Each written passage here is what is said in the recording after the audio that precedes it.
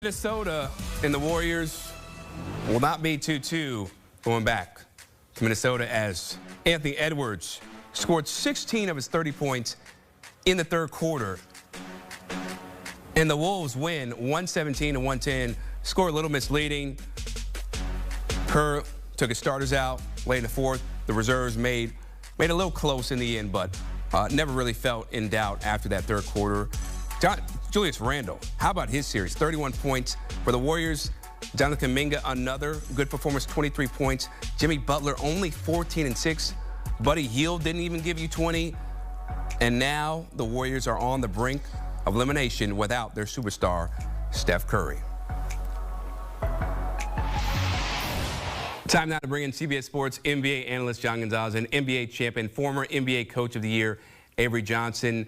And y'all, we have been waiting to see Anthony Edwards put together a complete game right from start to finish. I think we saw that on this night. He just exploded in that third quarter. John, what did you see from him that he didn't do in the previous games that he did here on this night to give the Wolves a 3-1 lead? Well, I thought, that first half wasn't great for the Wolves. And then at the half, as they're going into the half, Ant hit that big shot at the buzzer, and that really got them going. And they torched the Warriors in the second half. He was super aggressive. He had 30 points tonight, Ant did. 6 threes from him. He had almost as many threes by himself as the Warriors did. And from there, they're off and running. And you mentioned Julius Randle. He's been awesome this series. He's been great in the playoffs. Jaden McDaniels had a double-double and played some great defense. The Warriors just did not have enough. And Ant really stepped forward. And all of a sudden, pre-Ant, the Wolves as a franchise were a disaster. They're on the brink of going to the Western Conference Finals again. He has changed the complexion of this team and of this organization, and he deserves all the credit coming his way. Yeah, in this situation, the Warriors need Jimmy Butler to play at an all-star MVP level without Steph Curry. Jimmy can't have 12 or 14 points. His point total have to start with a 3, like 30, 32, 35. But his effort tonight, if they have this same type of game on Wednesday night, this series will be over quickly. As I've said all along, I've had a strained hamstring. Unless there's some miracle treatment that Steph Curry is going to receive, I don't see him coming back. And if he comes back, I think he'll only be 50%. I'll be shocked if he comes back and play on Wednesday the way he was playing at a high level and beat a normal Steph Curry. Julius Randle, I've been knowing this young man since he was 7, 8 years old. And he was a man-child on AAU, high school, and man, he was phenomenal tonight. He played at a terrific level. His physicality really affected this game. And he and Anthony Edwards, what was 10 for 19 from 3 combined, sensational performance by Julius Randle and Anthony Edwards combined tonight. Yeah, Julius Randle has been the most consistent player of the series for the Minnesota Timberwolves. Don't think a lot of people would have expected that, given who they have on their team, of course, Anthony Edwards. Now, when we talk about Jimmy Butler, Coach brought it up, John. In the pregame, you said the key for the Wolves to win is to make sure Jimmy Butler doesn't beat you.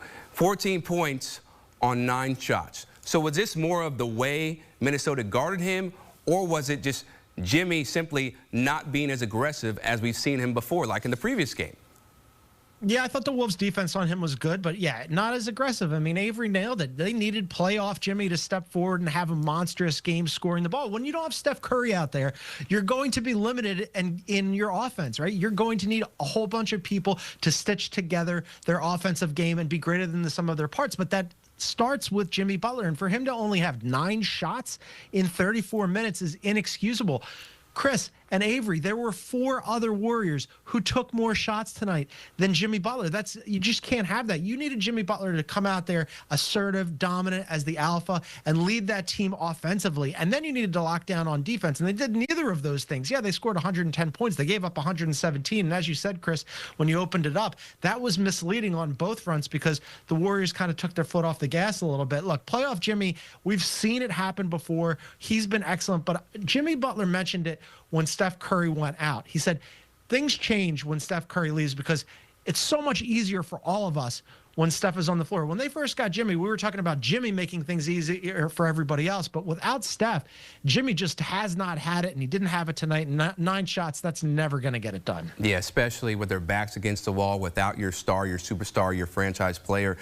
Avery, when you look at how the Warriors played and some of the guys who didn't really show up outside of Jimmy Butler, who's somebody that you were really disappointed in and you wanted more from them in this game? I'm trying to figure out what happened with Moses Moody. I mean, this kid, you know, he's a pretty good offensive player. He can't find the basket. And, you know, they're at the end of the game, you know, just shot an air ball. I don't know what's happening to this kid's confidence, his game.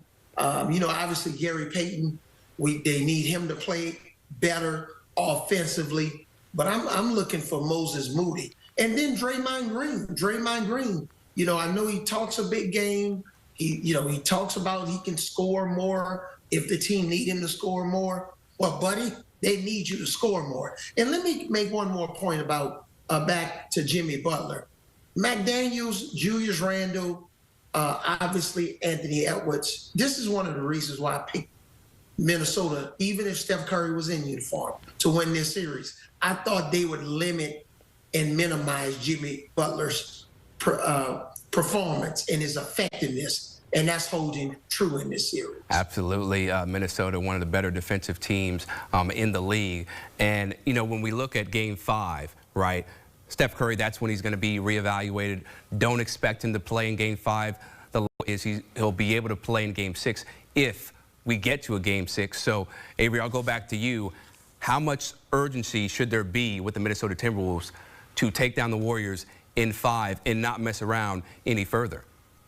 Great point, Chris. And I think that would be my message if I'm coaching Minnesota. Whether Steph Curry plays or not, we're going to prepare as if he plays. And if he plays, he's going to be involved in everything we do defensively. He's never going to really rest on defense. But if he doesn't play, we got to act like he's out there and take Golden State really seriously. There's no surrender. There's no letdown.